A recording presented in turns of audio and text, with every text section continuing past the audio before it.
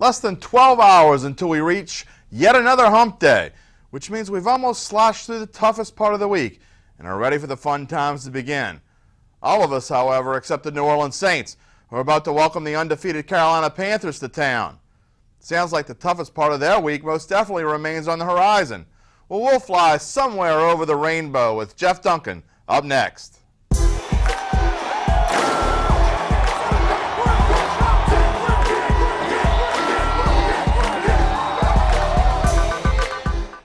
Welcome to the Black and Gold Today, sponsored by Cadillac of New Orleans. I'm your oversized leprechaun, Jim Derry. Well, just one loss away from clinching the fourth non-winning season under Sean Payton and fifth in the Payton era, while Les Miles continues to get blasted by some fans and a few in the media for never being less than 3 games above 500 and only twice in 11 seasons or at or below 500 in SEC play, Payton continues to get a pass. Why?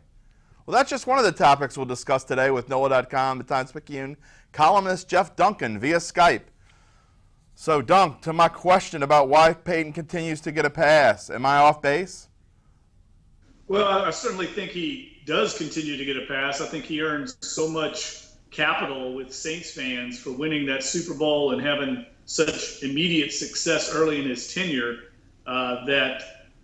look, this was a forlorn franchise for so long, 4 decades of losing, and Sean Payton has elevated the franchise to really higher standing in the NFL than any other time. So he's kind of earned that right, in my opinion. But look, he's got his fingerprints, as he likes to say, all over what's going on right now, and he's got to get it straight. It's a matter of, do fans have confidence that Sean Payton can straighten it out? I think that's the question. But so did Jim Moore, and it was about this time where his welcome began to wear a little thin. Are we getting into that ballpark? And what do you think happens in the offseason? Does anything happen administration-wise?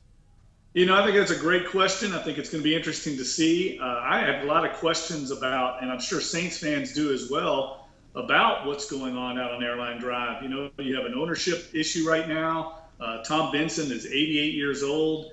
Who is running the ship out there? I think it's a legitimate question.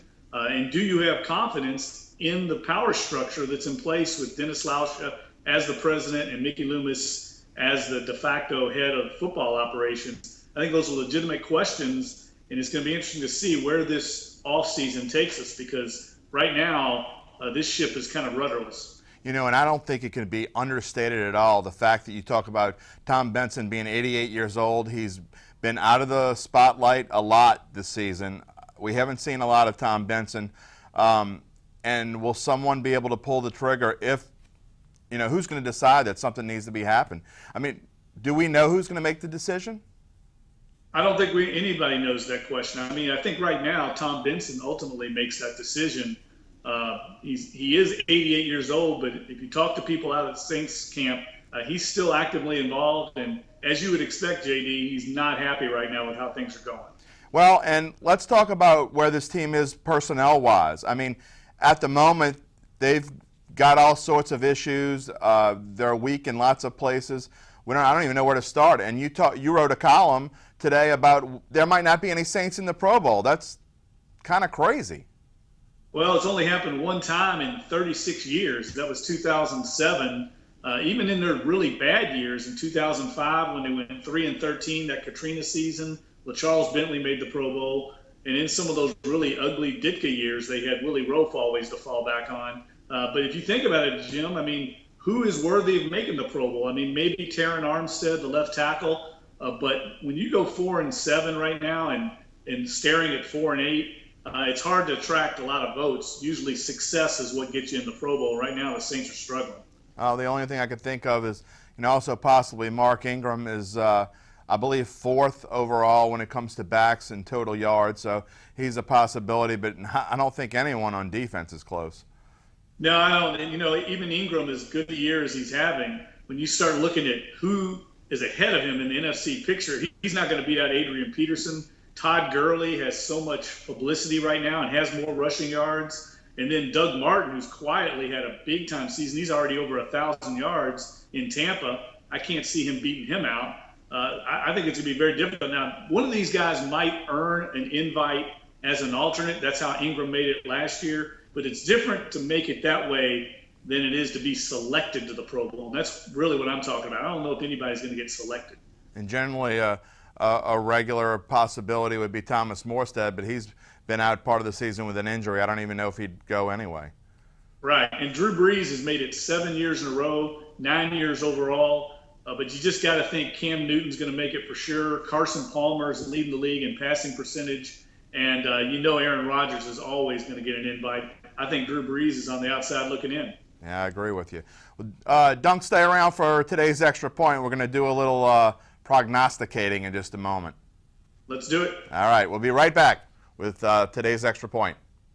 What's one of the nicest things that comes with your new Cadillac from Cadillac of New Orleans? 0% interest. Get 0% interest on all new Cadillacs, now at Cadillac of New Orleans. New owners, new attitude, on Lime Street in Rye in Metairie. For Tuesday's extra point, we're going to ask Mr. Duncan his best bet of the week and a prediction on Thursday's game. First, Dunk, give me your best bet of the week with this point spread. Well, I mentioned Tampa Bay earlier. Tampa Bay is a 2-point favorite at home against the Atlanta Falcons. And really, Jim, I think they win this game handily. I'm really betting against Atlanta in this game, not necessarily on Tampa Bay, but I think Tampa Bay is tough at home. They're coming off a difficult loss to the Colts, so I like them to bounce back. And Atlanta right now really looks like one of the worst teams in the NFC, even though they're still in the wild card race. You know, I agree with you, and I mentioned that in my picks blog as well, that betting on Tampa Bay, if you'd have told me a month ago that I'd make that pick, I'd have told you were crazy. But now Tampa Bay's favored. Who'd have thunk that Tampa Bay would be favored at home or away against Atlanta? Yeah, Atlanta's just really struggling on both sides of the ball. Matt Ryan suddenly, he couldn't do anything wrong the first 5 weeks of the season, and now people are questioning his job status in Atlanta. It's gotten that bad. Well, they should be, because every season it seems like down the stretch he has issues, and this season's no different. In fact, it's happened maybe a little bit earlier than usual.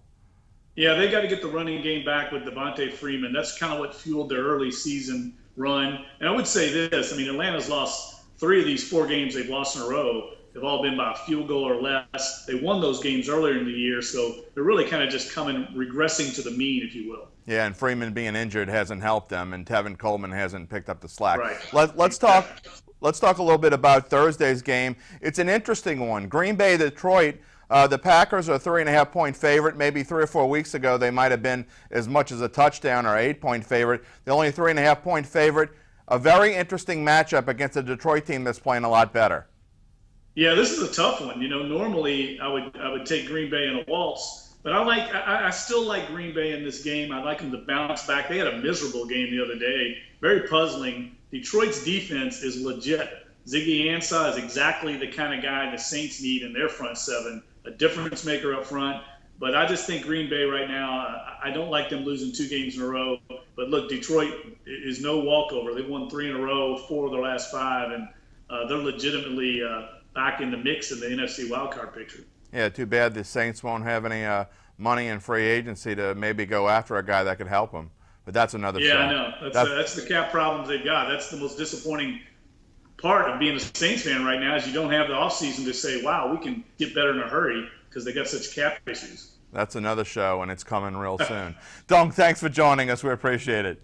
All right, JD. Anytime, buddy. And we will see you Wednesday when we'll have Larry Holder on the set, and we'll talk about, just all kinds of more good news. Make sure you join us. We'll see you on Wednesday.